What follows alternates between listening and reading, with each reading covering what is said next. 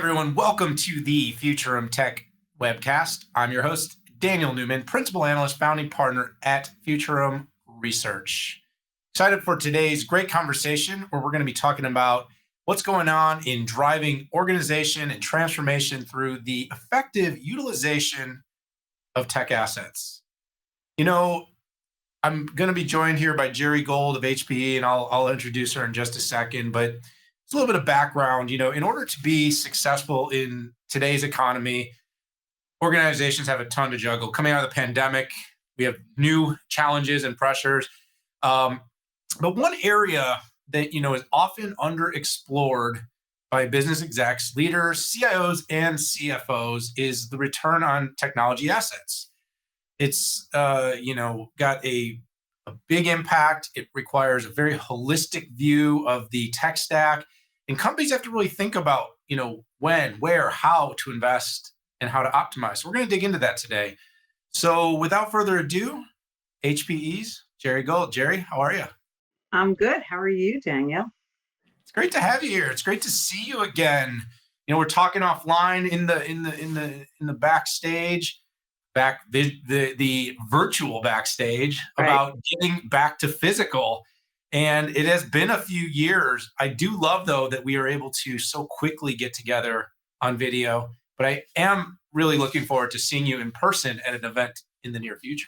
And I think we will, right? In the next, hopefully 6 weeks or so, we'll hopefully be able to see each other. I'm looking forward to it myself, getting out and about and up close and in person. Yeah, absolutely. The quality of the conversations, now that I've gotten back in person quite a bit in the last several weeks, I definitely missed that. So I'm looking forward to doing that with you, but I'm looking forward to a quality conversation here as well. Now, before I do dive into this whole string on return on technology assets, give everybody out there a quick introduction. If it's the first time that they've been on our show or they've seen you, I'd love for them to understand a little bit about your role at HPE. Sure. I am Chief Operating Officer, Senior Vice President at HPE Financial Services. So we have the responsibility for helping customers really accelerate their digital transformation, bringing about all sorts of financial and asset management solutions. And I'm really looking forward to being here today. Yeah, it's great. I do remember the first time I came out and visited. I learned so much about the business, HPE Financial Services. It's a unique business, doing some very innovative and interesting things. And of course, tech companies can be so large at times, certain portions of the business, people aren't necessarily always aware, or they're not necessarily following parts, pieces, depending on where they're procuring, what their technology needs are. But you really have a business that could enable, help, support, and scale every company in terms of meeting various goals, everything from how to be more efficient and utilize assets better, all the way to what you guys talk about with the circular economy and sustainability, which has become a huge topic, especially over the past couple of years. So I want to start off, let's start with the big picture. Just in general, you as an executive senior leader, what do you think is on, is top of mind right now for business leaders and top tech executives? It's a great question, but it's a big question because it's kind of like what's not on top of mind in 2022. Because when you think about it, from whether you go geopolitical, economic, environmental events, there's, the war in Ukraine, there's still COVID going on, there's climate change going on. Think of all the repercussions and all of the results of those, whether it's inflation, energy costs, supply chain constraints. Think about the new trends towards ESG. You just mentioned sustainability and everything that everybody wants to be sustainable and focus on ESG, and it's gone from being a nice to do to actually a prerequisite and an imperative. But there's tons of new regulations around it. Or think about, and you and I were talking a lot about working at home, working at the edge versus working in the office, the whole new hybrid work environment and the implications from the hybrid work environment on our talent and our talent skills and our talent shortages. So there's just a whole slew of issues that you have to think about as a business leader, whether you're a line of business leader, whether you're a CEO, whether you're, a CIO. the interesting part and the world that we're all in is underpinning all of this is, let's face it, technology is going to be key to manage and support all of these issues and opportunities in order for a business to be resilient, to be relevant, and just to be competitive in this world. And technology has to be thought of a little bit differently because it really needs to be thought of as being something that is extremely flexible, because what's today's issue, that's going to go away in 2 months and could be another issue tomorrow. So you constantly have to be pivoting towards what's next. And one of the biggest observations, especially in my business, that we know of and we see is customers never have enough money and surely never have enough time to implement what they need to as they respond to what's top of mind. Yeah, there's a lot to unpack there, Gerri. I could take that in about 15 different directions. I think the senior executives and basically funneling all the way through organizations are really thinking about everything from what does work look like now that the pandemic's over? What technology do we need to be investing in? You've got new pressures coming in and mounting. Things like cybersecurity have come into focus, completely above where they ever were. Now that you're seeing breaches, some of the data points I've seen on just the volume of breaches that are attempted in a given minute, hour, day, it's almost unbelievable. It's shocking. So these are all things. What does work look like? What should we be investing in? What's the technology? How do we become sustainable? What about diversity? What about equity and inclusion? What about, of course, returning to shareholders? Because all these things you want to, quote, to your point, spend money on. Do they actually return to the bottom line? And when do they return to the bottom line? And if so, how do we communicate that to the street in a way that they're going to be satisfied that we're checking the boxes, we're doing it meaningfully, and at the same time, we're not going to damage the returns that people are looking for with that that money. And of course, I would add to what you said, Gerri, we're kind of entering a new era in the economy. We had this COVID economy, which in the beginning was really scary and then actually became quite a boon for tech. It became a bit of a tailwind because companies started investing big. You saw chip companies, software, hardware, infrastructure, all get big tailwinds. But we also created this out of control inflation. We now we're in an interest rate rising environment, which means that every company has to think a little bit different because that tends to take off the value of growth. So there's so many things that are all going on concurrently that companies are dealing with. So yes, you started, you wound me up, and Now, this is what we want to talk about because it's fascinating, isn't it? it really is fascinating. And I spend so much time thinking about this, but I love one thing you said. I want to reiterate this. I hope you're going to talk more about this. Technology will solve all these problems. And I've had several conversations with CEOs and top executives across the tech space. I actually say tech is deflationary. I know people tend to not always understand what I mean. So I'm just going to say it really quickly. When you have tight labor, you have businesses that need to continue to grow, you have demand that's still very high, but you have costs that are out of control. Technologies, things like automation, to be able to, aid in workflows that are challenging or that can be enable you to up level your employees and get automation into to handle processes. Things like that are deflationary. Also, eliminating cybersecurity with AI when you eliminate risks and ransomware. All those things end up being a cost and a burden on society, which drives prices up. When technology solves it, you can bring prices down and you can continue growing, which is what we all want, including our 401ks and retirements and everything else. Grow, grow, grow. So with all this in mind, in your mind, how is all this sort of affecting the technology choices for these executives, for these businesses?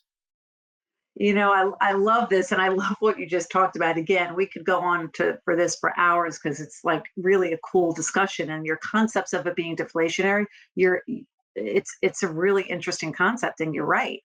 The reality of it is, and I can talk about my own personal business all the time and us looking at where do we bring technology first. There's just so many opportunities. It's almost breathtaking. I mean, think about, we've been talking about talent, and I really love that conversation, right? And the new hybrid workforce. Think about the way the world was just a few years ago. You looked at colleague or employee experience, you looked at customer experience, and the two were they kind of were aligned, but you looked at what tools could you bring to a customer, what tools can you bring to your employee. Well, guess what? That's gone out the window for the total company experience, knowing that you have to integrate the two. Now, all of us have our workforces at the edge in the office, and our customers' workforces are at the edge and in the office. What that means is we need to create technology and analytics for a full seamless experience. And that's a large endeavor to undertake, but it's only one of the priorities that you need to do as a business leader. So the real question becomes, to your point, there's so much to do. What are the priorities? And where do you make the choices and where do you go first? And one of the things that really has become all the more important as you're making those choices is to think about flexibility, because in the past, you invest in a technology and it's there for a very long time. That's not the case anymore. Now it has to be, you have to be flexible. You need to be able to pivot. And it's clearer than ever.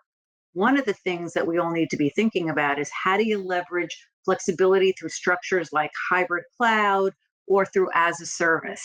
And when you think of these as a service models, they give you a lot more of that ability to expand your budget, right? Because you don't need as much upfront investment, it's less capital intensive.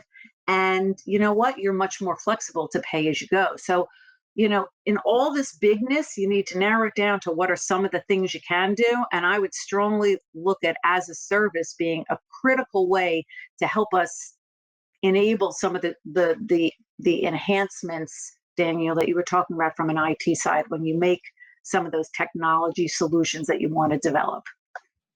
Well, we all know, Gerri, that the investment overall in technology is going to grow. There's varying degrees of numbers and how big the TAM is and how much it's growing, but it's going to be significant. Things like, everything as a service, by the way, I think has something like a 28% CAGR over the next little bit less than a decade. But what we're basically seeing here is that running, applications cloud native, making it easy for people to be able to subscribe to things. But I actually think this has created a bit of a whirlwind of an effect too, because we started off with like certain software, maybe it was your CRM or your HCM, and you'd say, oh, I want to get a cloud native apps. You get a Salesforce, you get a Workday or something like that. But what's happening now is I think the XaaS, which I still remember everything as a service, right? I still remember Antonio Neri, your CEO, getting on stage several years ago and basically making a proclamation that, hey, we're going to move everything to as a service. And I remember sitting there and I ended up writing a white paper about why this was such an important move for HPE. But I remember sitting there and at first I just seen going, wow, how are you going to do that with, I was starting to think about some of the product lines, some of the big iron, like, you're going to make everything as a service. Like I understood some of it, but and then the more I started thinking about it, I'm like, this makes a lot of sense though, because this is really structural for companies. This isn't so much just about the technology, it's structural to how a company wants to function and operate. Right now, in this economic downturn, you know what the absolute biggest catalyst, and by the way, when I say economic downturn, I'm really talking about the markets, because the economy at large in tech is still showing a lot of resiliency. So I want to make sure I'm clear about that. But the market downturn, what has become king is cash flow. Everybody, there's a lot of adjusted numbers, adjusted EBITDA, things where you're taking out a lot of, interest and amortization and depreciation. And you're saying, oh, look, we're profitable, but you're not making cash. Well, cash has kind of become king.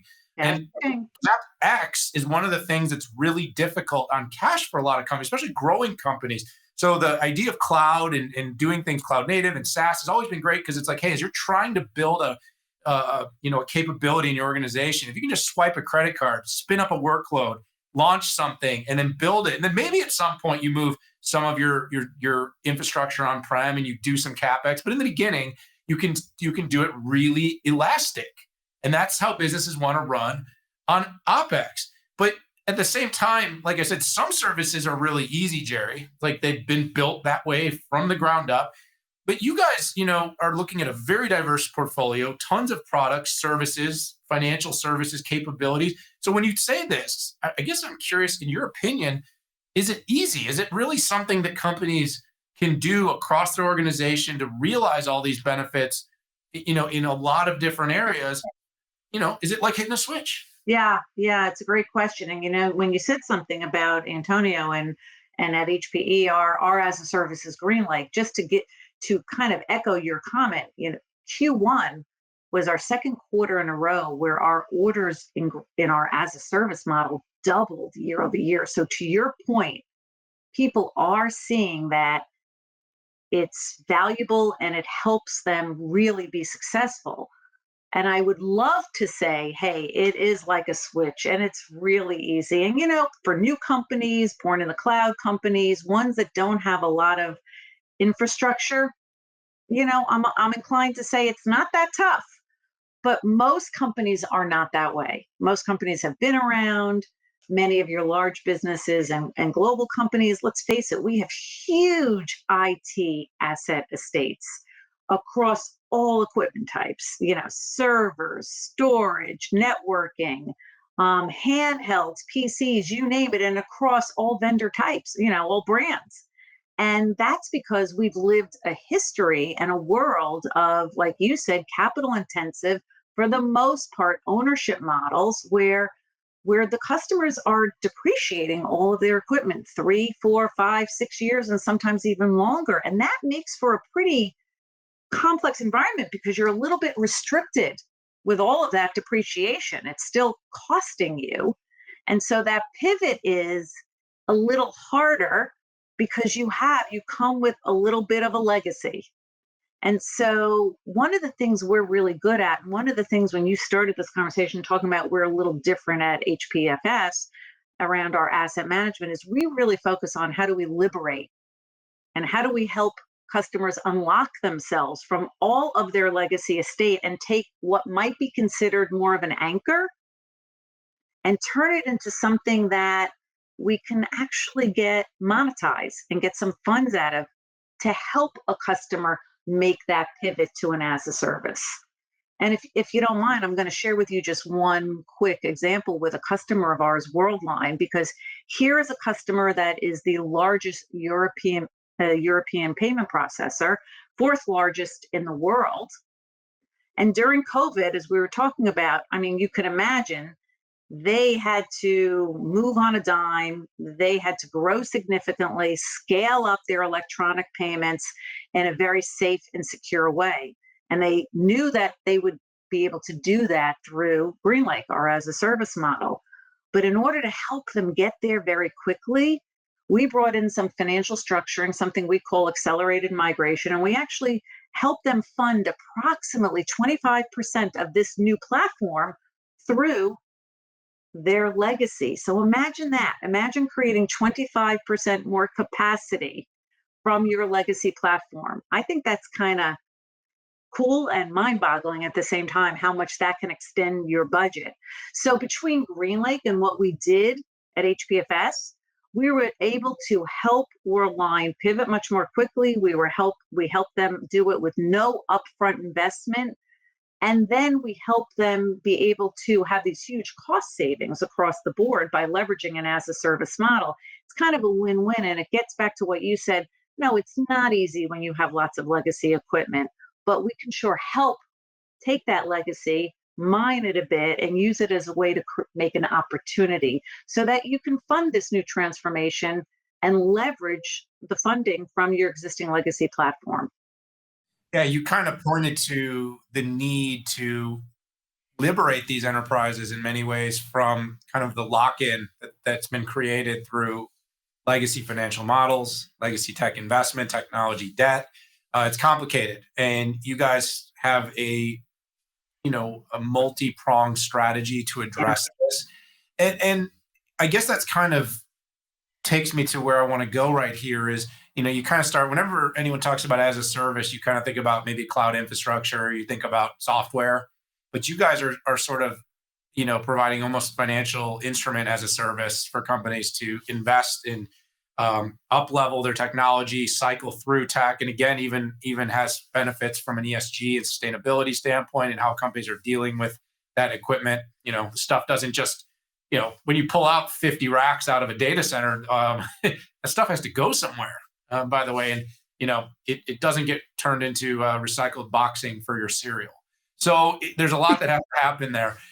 So I guess from the standpoint of assets, Mm. you know, how do companies look at them, um, from a life cycle standpoint to take advantage of kind of what you've talked about from a consumption and as a service standpoint? You know, Daniel, you started the conversation on kind of this return on assets, and that's really what we're getting to right now. It's this concept that says whether you're moving to an as a service or you're transforming in any way, there's a reality that again, a business leader has to focus on too many things and never has enough money or time. Okay. And what we really believe we can bring value in is that cross section of financial engineering and asset management engineering to really maximize the value that we can bring to our customers. Because there is no doubt that the observations I've had, and in addition to being COO for the company, I also happen to lead our global account segment, and so I'm talking to global customers all the time. And what I've observed is that technology is something that they have to have. They have to buy the assets, but they don't really have the time. They don't necessarily have the expertise to figure out how do they maximize the return on those technology assets. And that is a real opportunity cost. And when you never have enough money, the thing you want to do is take advantage of everything you have to invest in. I see, and I'm sure you've seen it all the time, customers where they're over provisioning, right? They're buying extra equipment up front because they don't know when they're going to need more and they're going to need it on time, especially when you have supply chain issues. Or they acquire technology for a specific solution for a line of business. And by the time that technology comes in and that solution's ready to be put in place, the line of business has changed their mind and that's no longer an important priority. And what you have is all of these sunk costs, this sunk capital. The reality of it is how you maximize the return on assets is those assets.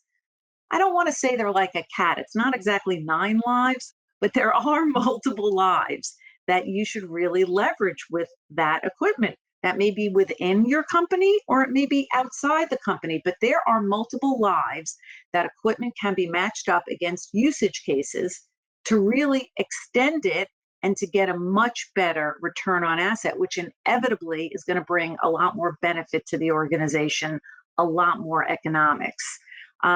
No pun intended, but one person's old is another person's gold. And so this is where, again, we come in and we look at quite a few different solutions. And it's something you said, our understanding of assets combined with our financial engineering is the keys to the kingdom. So, for example, so many customers have unused, some from these cases of over provisioning, unused or underused technology, and we're able to help them monetize it, actually get value for it that can be put back into accelerating to new digital solutions. Or, especially for the large customers that have lots of assets, this is where leveraging a virtual warehouse, helping to bring equipment back in from one usage case of a customer's, then reconfiguring it for another usage case with that customer through a virtual warehouse kind of capability. And then there's my probably my most favorite one, which is certified pre-owned, or what I like to say is pre-loved technology. When I think about the uses on certified pre-owned, the potential is pretty unlimited, and especially in this day and age, we have seen a growing use of pre-owned because of supply chain. And when you think of the supply chain issues now, actually, we had a customer, Kern County in California, who we brought in certified pre owned storage to help them accelerate their move to Green Lake. Or you see pre owned being used when you want to get a better price point. Or you see pre owned being used when you want to really you have so much to do, but there's certain applications that you need to expand and you don't need the latest and greatest technology. So there's a lot of opportunities to leverage, whether it's asset upcycling, virtual warehousing, certified pre-owned, just to name a few, in ways to create capacity and to help customers accelerate their transformation. And I don't expect customers to to know all that, that's the expertise we can bring to the table. That's the value of what we can bring. And IDC, I just recently read a report that they published on circular economy principles, and they're saying over 60% of customers out there of organizations are either using pre-owned, reuse, recycling. That is a real growing trend. I'm seeing it with our customers in that whether they're going out now and they're asking for specific amounts of a bid to include refurbished assets. And to something you've brought up a few times, it's not only economical, but it's sustainable. Because any notion of using used equipment or getting value for equipment and letting us put it somewhere else where somebody else is using it is keeping equipment in the circular economy, using it longer, and that all feeds into sustainability. So it really is a fascinating set of opportunities that we can help customers with. Yeah, you hit a lot of different things there, and so I'm trying to decide which direction to lean in. I will say one, I do like the updated version of turning old into gold because I think the words historically have been less flattering. And I definitely dig that. And two, when we talked about all the macro, I can't believe I didn't mention supply chain. Good gosh. I mean, I spent unbelievable amounts of times. I think I was on TV like 50 times talking about the supply chain. It's actually become so embedded in me. It's almost like we've just gotten to a point where we're in a constant supply chain crisis. But I want to say there's a good to this too, Gerri. Part of the reason we're in such a crisis is because demand is through the roof for technology. And so it's not all because we don't make enough. In fact, if you go all the way from the, substrates and pipelines for semiconductors all the way to the end products, most companies have shipped substantially more than before this quote unquote crisis. What happened though is just demand went through the roof because tech is fire. By the way, I got fire from my 16-year-old and I promised her I'd find a way to incorporate it into one of my podcasts. So now you're officially very cool. I'm cool. You and I might have to TikTok our way out of this one. All right. So let's wrap up with a little practical advice. We've hit a lot of things here. We've been really serious and somewhat playful at times, but in a serious note, everyone that listens to this generally comes back and says, all right, I get it. You've sold me. Tech is important. It's growing. Sustainability, financial responsibility, and operational efficiencies. Blah blah blah blah. Okay, we've hit it. What do they do now? Okay, so here's what I'm going to say because my brain sometimes can't remember too many things. I ask people to think of two things: reuse and reduce. If you can remember reuse and reduce, I think they're two very practical tips. When I think about reuse, I'm thinking about what I spoke about with asset upcycling and leveraging the opportunity. Companies all have equipment, it has value. Let's maximize the value out of it and be able to use that cash, that funding, that monetizing into new solutions. And to give you a tangible proof point, in FY21, we actually fueled to the tune of almost $500 million of incremental financial capacity back into our customers' pockets from a combination of our accelerated migration and asset upcycling. That is not insignificant. So people are doing it, customers are doing it, and it's a real opportunity. The second area under reuse is to think about, are you in that 60% category? Are you really taking advantage of your equipment and perhaps when you no longer need it in one usage case, move it to another usage case? That's where you get to extend it. You get to save your dollars for your other transformation, or you really call them the most important areas where you need new technology. That's how you can leverage it in that area as well. And then thirdly, I would ask you to think about, that's all reuse, reduce. When you think about as a service, and I'll use HPE GreenLake as an example, the numbers show that those customers who have moved to GreenLake as a service model have seen a TCO savings of over 30%, as well as an energy savings of over 30%. I mean, you can't beat those numbers. You combine that with the flexibility that it can give you, and it is absolutely an optimal choice. Think about the power of that. I mean, that's just all economics to your bottom line, and it's also sustainable. So it's just simple areas that, and sometimes the most tactical and specific are the ones you can make the biggest inroads on. So I love the idea of having this right level of expertise. We can come in and help you take advantage of your entire IT estate. Gerri, there was some really sage advice in there. I like it. You said two, you gave three, so that was like a bonus round, I It think. was, well, it was two under reuse and under reduce. Yeah, yeah. In synergy, they say 1+1 = 3. I So like we'll look at that. it that way. It was synergistic, and you hit on all the important points, right? More efficient, more sustainable, more transformative, more agile. All those great words that are written in business books that executives think about every day. How do I actually do it? There was the advice. So, we know the market is going through seismic shifts right now. IT is a big part of it, how it's procured, how it's consumed, and of course, what I talked about, in terms of how companies are able to leverage technology to be more effective in different economic circumstances. And of course, in the end, it's about experience. And we have a lot more of this to discuss, because I think we're going to be very interested to see how companies act Yeah. as the economics change. Because, like I said, we've had this endless tailwind.